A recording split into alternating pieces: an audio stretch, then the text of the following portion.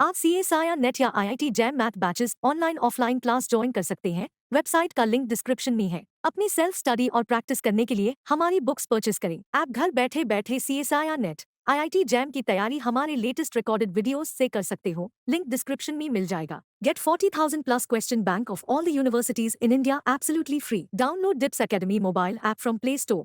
Subscribe our YouTube channel for more learning videos and discount on video courses. अधिक जानकारी के लिए description को ध्यान से पढ़े या QR कोड स्कैन करिए। रिडक्शन ऑफ ऑर्डर मैं लिखूं late 5x with a non-trivial solution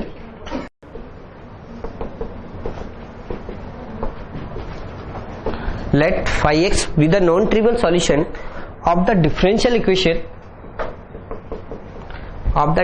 equation y double dash plus px y dash plus qx y equal to 0.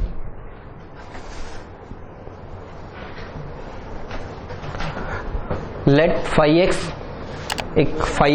with the non-trivial solution of the differential equation. ठीक है, और reduction of the order non trivial solution हमें किसके help से पता है? जो हमने दो कंडीशन बनाई है, या तो x की पावर mx टाइप का होगा या e की पावर टाइप का होगा। ठीक है, दो टाइप के सॉल्यूशन है। अब हम इसका लिख रहे हैं then general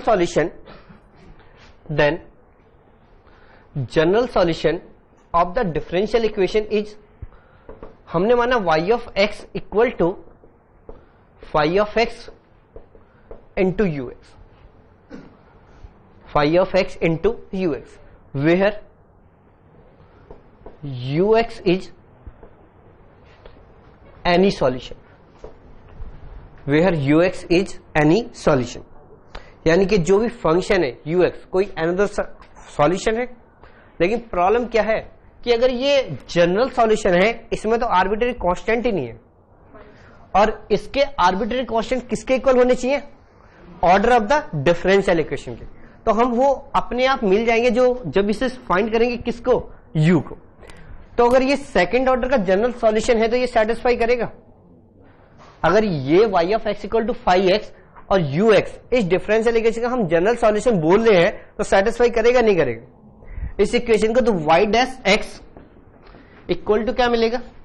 5 dash into ux plus 5x into u dash x. अगर मैं इसका डबल डेरिवेटिव करता हूं u double dash x equal to लिख सकता हूं 5 double dash u plus 5 dash u dash plus इसका डेरिवेटिव करता हूं तो 5x u double dash plus 5 dash u dash, और इसकी वैल्यू क्या मिलेगी? u double dash x 5 double dash u plus 2 5 dash u dash plus 5 of x u double dash. तो ये वैल्यू और ये y डैश और y डबल डैश x की वैल्यू गिवन डिफरेंशियल इक्वेशन को सेटिस्फाई करेंगी। अगर सॉल्यूशन हुआ तो पुट करते हैं तो यहां से इक्वेशन क्या मिलेगी? 5 double dash u plus 2 5 dash u dash plus 5 u dash plus p x, या फिर अभी मैं p मान लेता हूं p इंटू वाई डैश की value 5 dash u plus 5 u dash plus q x into 5 of u equal to 0। अब यहां से देखो 5 of x u double dash x में इक्वेशन कन्वर्ट कर सकते हो। तो u डबल डैश एक्स का कोफिशिएंट देखते हो यहां पे, तो 5 u double dash plus u dash का कोफिशिएंट यहां पे 2 5 डैश और u डैश यहां पे, तो यहां से मिलेगा p 5 और into u dash plus 5 double dash u का coefficient u 5 double dash plus p 5 dash plus q 5 equal to क्या आएगा? 0। और 5x नॉन ट्रिवियल सॉल्यूशन है इस डिफरेंशियल इक्वेशन का। तो अगर डिफरेंशियल इक्वेशन का सॉल्यूशन है तो ये क्वांटिटी 0, इसे सेटिस्फाई करेगा नहीं करेगा? अगर ये सेटिस्फाई करेगा तो ये क्वांटिटी किसके में कन्वर्ट हो जाएगी? 0। तो यहां से five u double dash plus 2 five dash plus p5 into u dash equal to क्या मिल गया? 0। हमने लेट किया, let u dash equal to t, तो u double dash equal to क्या मिलेगा? t dash. अगर इस इक्वेशन को कन्वर्ट करता हूं तो u dash equal to t मान लेते हैं, और तो u double dash equal to क्या मिल जाएगा? t dash. तो यहां से 5 t dash plus 2 5 dash plus p5 into t equal to क्या मिलेगा? 0। अगर मैं 5 से डिवाइड करूं तो यहां से t dash plus 2 5 dash upon 5 plus p into t equal to 0, t equal to 0। तो जो ये इक्वेशन थी सेकंड ऑर्डर में, ये किस में कन्वर्ट होगी? फर्स्ट ऑर्डर में। देखो जो ये इक्वेशन सेकंड ऑर्डर इक्वेशन थी वो किस में कन्वर्ट होगी? फर्स्ट ऑर्डर में। और फर्स्ट ऑर्डर में वेरिएबल कोफिशिएंट हो या कांस्टेंट कोफिशिएंट, दोनों को सॉल्व कर सकते हैं। उसका तो एक ही मेथड है। अगर ये सॉल्व करता हूं तो यहां से कैसे सॉल्व करोगे? इंटीग्रेटिंग फैक्टर फाइंड आउट कर सकते हो। Integrating factor equal to e की power integration 2 5 dash upon 5 plus p into dx, और इसका सॉल्यूशन आएगा t equal to c1 e की power minus 2 5 dash upon 5 p into dx।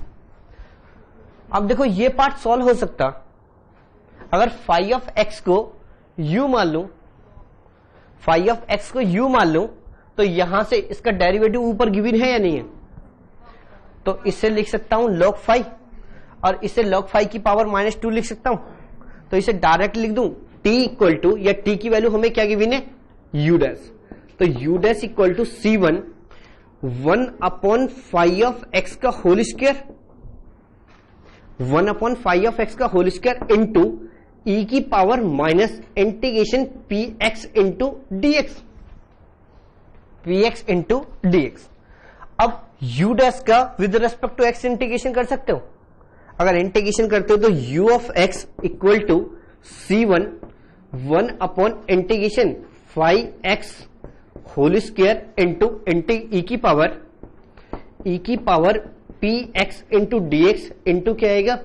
dx। और जब इंटीग्रेशन करोगे तो एक और आर्बिट्ररी कांस्टेंट ऐड करोगे, एक और आर्बिट्ररी कांस्टेंट ऐड करोगे, तो ये वैल्यू किसकी आई? ux की। अगर मैं ये ux की वैल्यू जो हमने जनरल सॉल्यूशन लेट किया इसमें पुट कर दूं तो आर्बिट्ररी कांस्टेंट 2 आए या नहीं आए? तो ये इसका सॉल्यूशन हुआ या नहीं हुआ?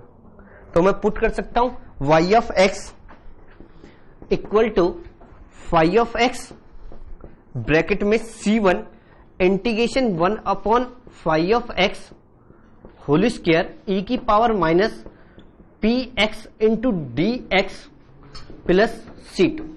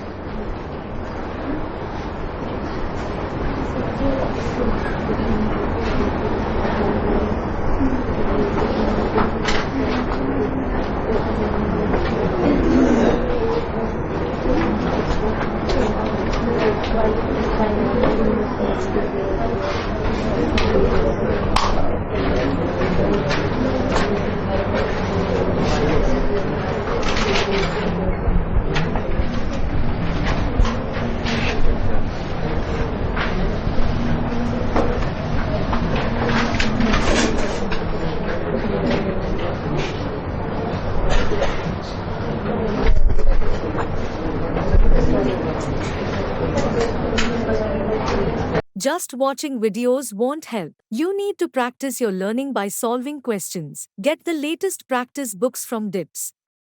Click on the link to buy now.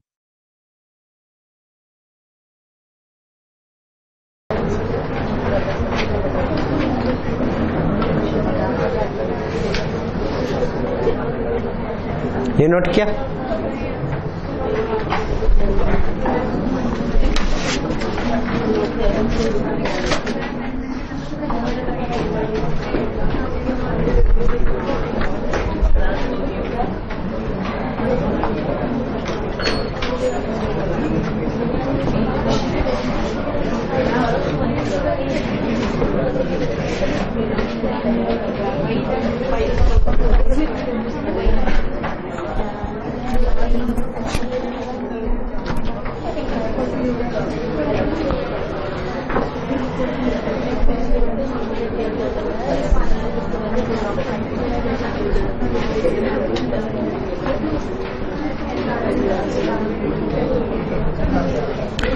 अब एक बात बताओ, ये नोट कर लिया नहीं? ठीक है, देखो थर्ड क्लास जो होती है ना, उसमें मैं क्यों नहीं पढ़ाता हूँ, मना करता हूँ क्लास लेने से, तुम लोग बात करना शुरू कर देते हो।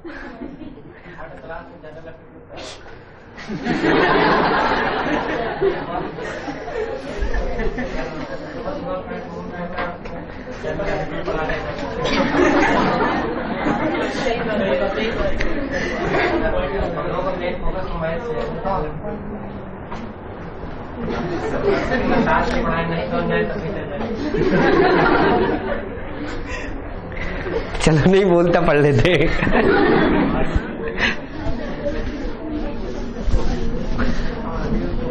एक चीज और भी है, तुमने अपना व्यू रखा अपने अकॉर्डिंग।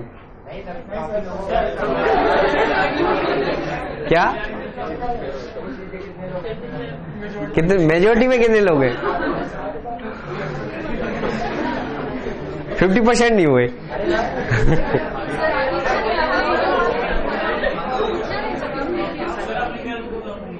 ऐसे मतलब ऐसे नहीं, जब मैं क्लास में मतलब पढ़ता था तो एक बार अभिषेक सर जिनसे मैं पढ़ता था तो एक क्वेश्चन समझा रहे थे, वेरिएशन ऑफ पैरामीटर का ही क्वेश्चन है और मैं कराऊंगा अभी क्लास में, आज ही टाइम में है तो करा दूंगा, ठीक है।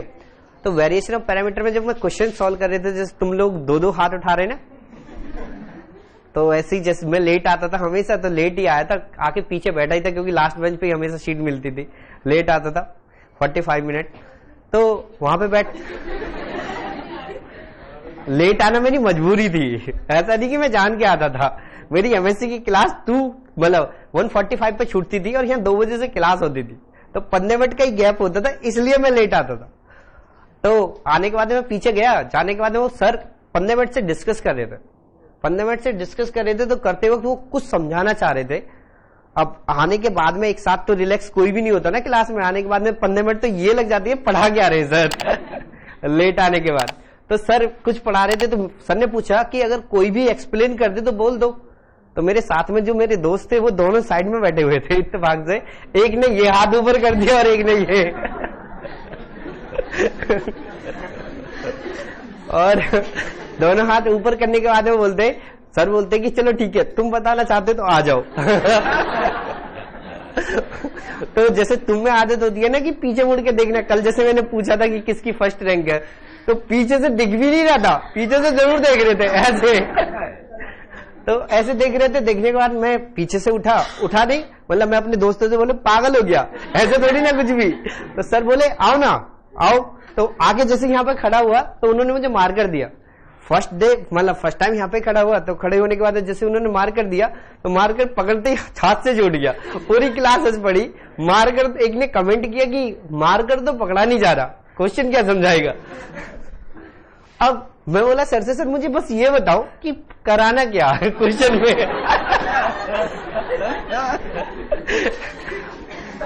तो सर ने बोला कि कुछ नहीं, बस इसको एक्सप्लेन करना, जो ये पॉइंट आ रहा है कि इसको कैसे एक्सप्लेन करोगे। बोला सर ठीक है मैं ग्राफ जरूर समझा दूंगा, बाकी काम आप कर देना बोले ठीक है। तो सर ने अभी जब क्वेश्चन समझाऊंगा तो वो सारे पॉइंट क्वेश्चन के साथ बताऊंगा, कि अगर अभी बता दिया तो फिर तुम सारे लोग बोलोगे सर ये तो आता हमें, रिपीट नहीं करता। तो कल जैसे हमने क्वेश्चन समझाया तो वो चीज ऐसे नहीं करते कि दोनों हाथ उठा दे, किसी को भी आने में बहुत प्रॉब्लम भी होती है, तो अपने अकॉर्डिंग डिसीजन नहीं लेते, कूल हुए या नहीं हुए। मैं टॉपिक से पढ़ाई से इसलिए हट गया था क्योंकि तुम सारे लोग अब बताओ, तुम जो कह रहे हो कि जनरल एप्टीट्यूड, हो सकता है कि जैसे वैसे जनरली मैं फर्स्ट क्लास ही लेता हूं, कोशिश करता हूं अगर होती है तो फर्स्ट क्लास हो, सेकंड भी ना हो। मुझे कहीं जाना था सुबह, इस वजह से क्लास रखवाई थी, और अदरवाइज तो मैं कोशिश करता हूं कि जो क्लास हो मेरी वो लास्ट नहीं फर्स्ट हो, ठीक है। और जो सर हैं जनरल एप्टीट्यूड वाले, उन सर के पास टाइम मॉर्निंग में होता, शाम को नहीं होता, क्योंकि वो अपनी कहीं और कोचिंग चलाते, तो उनके अकॉर्डिंग डिसीजन लेने होता है। हम अपने अकॉर्डिंग नहीं सोचते, ठीक है, तो अपने अकॉर्डिंग नहीं सोचते, दूसरे के अकॉर्डिंग सोचते हैं। चलो लिखो question, 1 + x² y double dash 1 + x² y double dash minus 2x y dash plus 2y equal to 0, 2y equal to 0 equal to 0। तो हमें ये क्वेश्चन सॉल्व करना कि हमें तो कुछ इंफॉर्मेशन तो नहीं गिवन, अगर ये एग्जाम में क्वेश्चन पूछा जाएगा तो यहां पर गिवन होगा y equal to x with a non trivial solution, ठीक है। अगर ये सॉल्यूशन है तो हमें ये सॉल्व करना, तो मैं इसको स्टैंडर्ड फॉर्म में कन्वर्ट कर देता हूं, y double dash minus 2x upon 1 + x² y dash plus 2 upon 1 + x² y equal to 0। हमें px गिवन है, px equal to minus 2 upon x 1 + x² और qx equal to 2 upon 1 + x² minus 2x upon 1 + x², qx equal to 2 upon 1 + x²। तो यहां से दो ही case है, एक तो first case m² plus m p plus q equal to 0, और second case m -1 plus m x p plus q x² equal to 0। तो यहां पे तो एकदम सिमेट्रिक दिख रही है ना। अगर मैं p में x की मल्टीप्लिकेशन कर दूं और q में x² की मल्टीप्लिकेशन कर दूं तो ये 0 हो जाएगा। तो हम सेकंड केस अप्लाई कर सकते हैं। देखो यहां पे अगर p में x की मल्टीप्लिकेशन, जो ये x गिवन है, इसकी मल्टीप्लिकेशन करता हूं तो यहां पे और इन दोनों को ऐड कर दूं तो ये इसका सॉल्यूशन मिल जाएगा, और इसका सॉल्यूशन क्या मिलेगा, यानी कि p plus x q equal to 0। तो implies y of x equal to x, m equal to 1 के लिए पुट m इक्वल टू 1। अगर m इक्वल टू 1 पुट करता हूं तो ये इक्वेशन मिलेगी, p plus x q equal to 0। तो y ऑफ x हमें नॉन ट्रिवियल सॉल्यूशन मिला। और नॉन ट्रिवियल सॉल्यूशन है उसे हम क्या मान के चलते हैं, phi of x, phi of x। अब जो जितनी हमने कैलकुलेशन की थी, अब ये इतनी कैलकुलेशन नहीं करेंगे, ये तो बस समझाने के लिए था। यहां पे आओ, ux की वैल्यू क्या, जो लास्ट लाइन है, ux equal to c1 1 upon 5x का होल स्क्वायर e की power minus px into dx plus c2। मैं इसमें पुट कर सकता हूं ux equal to c1 integration 1 upon 5x, और 5x का मतलब क्या हो गया, एक्स स्क्वायर e की पावर px। अब px की वैल्यू क्या, minus 2x upon 1 plus x²। Minus minus की मल्टीप्लिकेशन करो तो प्लस हो जाएगा, तो integration 2x 1 plus x² into dx plus c2 into c2 आएगा। अब यहां से इसका इंटीग्रेशन करोगे तो 1 log 1 plus x² log 1 plus x² आएगा, और इसको लिख सकता हूं 1 प्लस x²। तो यहां से y of x equal to c1 integration 1 upon x² into 1 plus x² into dx plus c2। यहां से ux, तो ux इक्वल टू क्या मिला, c1 1 अपॉन x और 1 अपॉन x² का integration minus 1 upon x plus c2। तो general solution क्या आ जाएगा, y of x equal to 5x into ux। अगर x की मल्टीप्लिकेशन कर दूं तो ये सॉल्यूशन मिलेगा c1। Hope you are liking these learning videos. Want to study with Dubey Sir Live? Join our offline online batches for CSIR Net Maths and JAM. Visit our website or click on the link highlighted to know more. x square minus 1 plus c2 x. तो y of x equal to c1 x square minus 1 plus c2 x.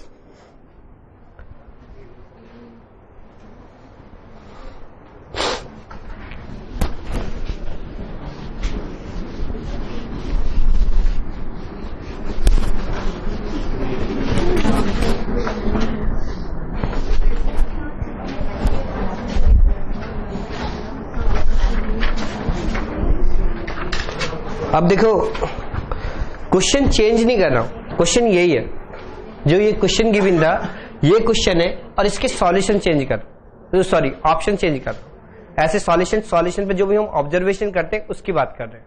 तो लिखो, ये note किया नहीं, अभी समझा।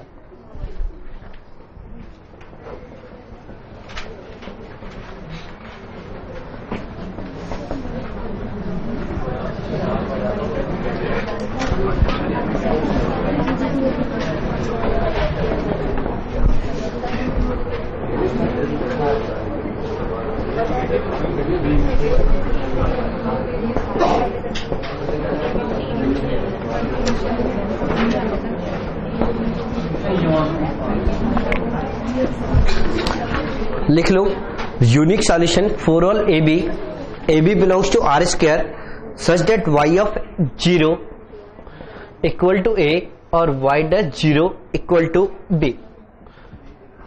Second option, there exist a comma b belongs to r square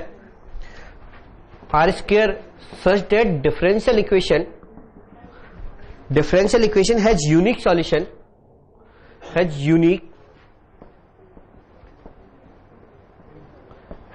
solution y of 0 equal to a और y dash 0 equal to b. Third, if a equal to a comma b belongs to r square slash differential equation has unique solution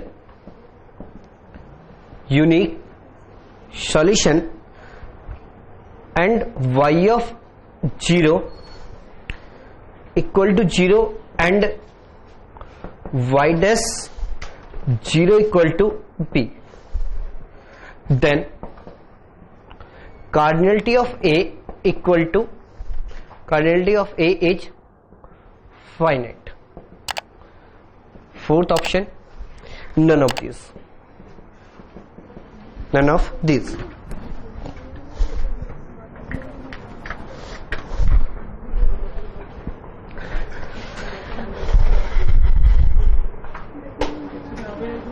अभी बता रहा हूं, एक minute रुको, ये note कर लो, फिर क्वेश्चन दोबारा से इसे एक्सप्लेन करता हूं।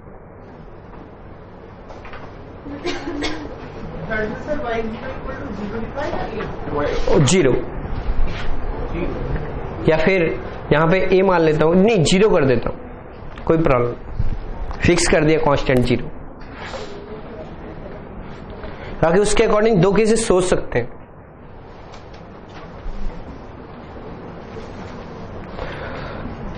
ये नोट किया।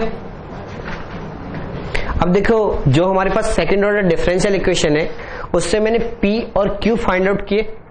P और Q फाइंड आउट करने के बाद में एक non trivial solution find out किया। तो नॉन ट्रिवियल सॉल्यूशन अगर मिल गया तो रिडक्शन ऑफ ऑर्डर अप्लाई कर सकते हो। रिडक्शन ऑफ ऑर्डर का फॉर्मूला जो गिवन था C1 इंटीग्रेशन 1/5x का होल स्क्वायर e की power minus integration P dx plus C2, वो मैंने यहां पे अप्लाई किया क्योंकि हमें 5x गिवन है। क्योंकि इस मेथड को अप्लाई करने के लिए मुझे दो चीज की रिक्वायरमेंट है, एक तो 5x की और एक px की, दो ही तो फंक्शन की रिक्वायरमेंट है। मुझे 5x की वैल्यू पुट करी और px की वैल्यू पुट करी। सबसे पहले मैंने ये सॉल्व किया, तो इसकी वैल्यू क्या आई 1 प्लस एक्स स्क्वायर। इसको सॉल्व किया तो इसका इंटीग्रेशन किया तो ये आ गया। तो हमें क्या मिल गया, u मिल गया। तो हमें क्या डिफाइन करना, जनरल सॉल्यूशन। तो जनरल सॉल्यूशन हमने क्या माना था, y of x equal to phi of x into u। तो मैंने इसमें फाई ऑफ x की वैल्यू हम जानते थे x, और ux की यहां पे वैल्यू पुट कर दी। वैल्यू पुट करी तो यहां पे कितने आर्बिट्ररी कांस्टेंट आए, 2 आर्बिट्ररी कांस्टेंट 2 आए, और 2 आर्बिट्ररी कांस्टेंट है तो ये जनरल सॉल्यूशन है। बाकी आर्बिट्ररी कांस्टेंट किसके इक्वल है, order of the differential equation. Order of the differential equation, तो ये जो भी सॉल्यूशन आया ये आर्बिट्ररी सॉल्यूशन है। अब सॉरी जनरल सॉल्यूशन है। तो अब इस जनरल सॉल्यूशन को, जो भी डिफरेंशियल इक्वेशन सॉल्यूशन आया, उसके ऊपर 4 क्वेश्चन फ्रेम किए, 4 ऑप्शन फ्रेम किए, ठीक है। और जो ऑप्शन है वो किस टाइप के कन्वर्ट हो गए, इनिशियल वैल्यू प्रॉब्लम के टाइप के। देख लो सारी की सारी कंडीशन एक पॉइंट्स पर डिफाइन है। इनिशियल वैल्यू प्रॉब्लम तो बताई दी या नहीं बताई थी। अगर एक इनिशियल किसी एक पॉइंट पर सारी बाउंड्री कंडीशन डिफाइन है तो कैसी प्रॉब्लम है, इनिशियल वैल्यू प्रॉब्लम। और एंड 2 डिफरेंट पॉइंट्स पे डिफाइन है तो क्या बोल रहे, बाउंड्री वैल्यू प्रॉब्लम। तो ये ऑप्शन किससे रिलेट हो गया, अब इनिशियल वैल्यू प्रॉब्लम। तो यहां पे सॉल्यूशन आया y of x equal to c1 x square minus 1 plus c2 x। तो फर्स्ट ऑप्शन,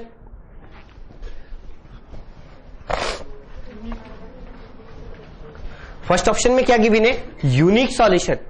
अगर थोड़ा बहुत भी हम सोचते हैं, एग्जाम में कभी कभी टिक करते हैं ना कि ग्रेटर देन भी है, इनइक्वालिटी लेस देन भी है, यहां पे ये बोला गया unique solution for all this.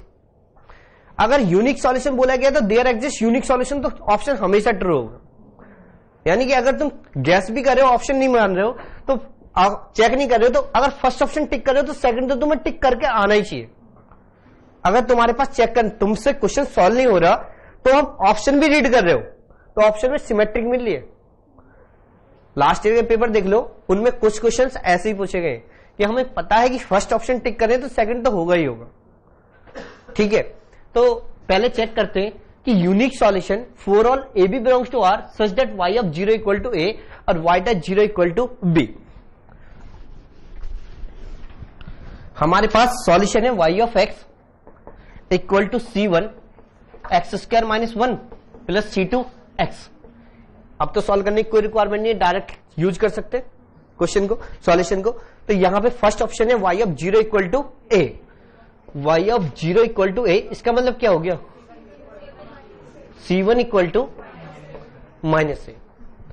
Second condition y of y dash b, y dash x find out करता हूं तो यहां से आएगा 2 c1x c2। तो यहां से y dash 0, y dash 0 equal to 0 implies c2 equal to b।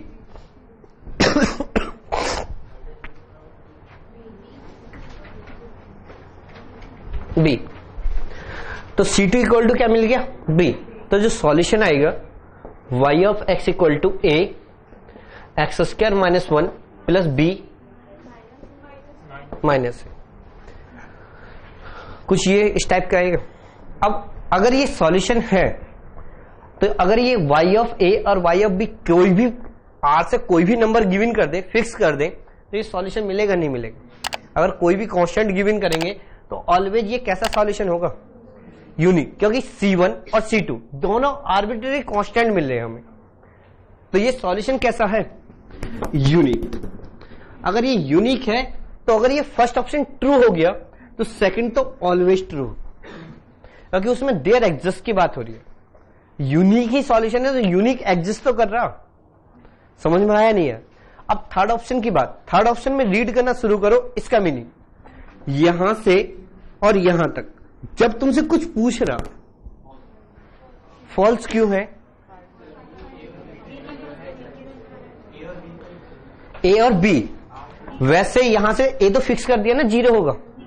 अगर ये ए 0 हो गया तो y of x equal to क्या मिलेगा, bx।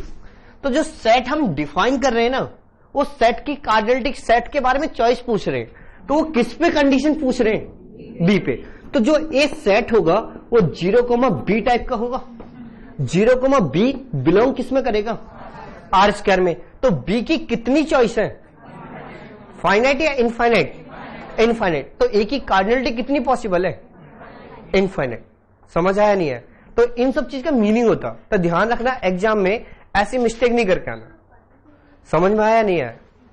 अब देखो फिर से दोबारा से इसी टाइप का एक क्वेश्चन लिख रहा हूं, उसे तुम लोग सॉल्व करोगे, सेम इसी टाइप का। ये रब कर दूं ये।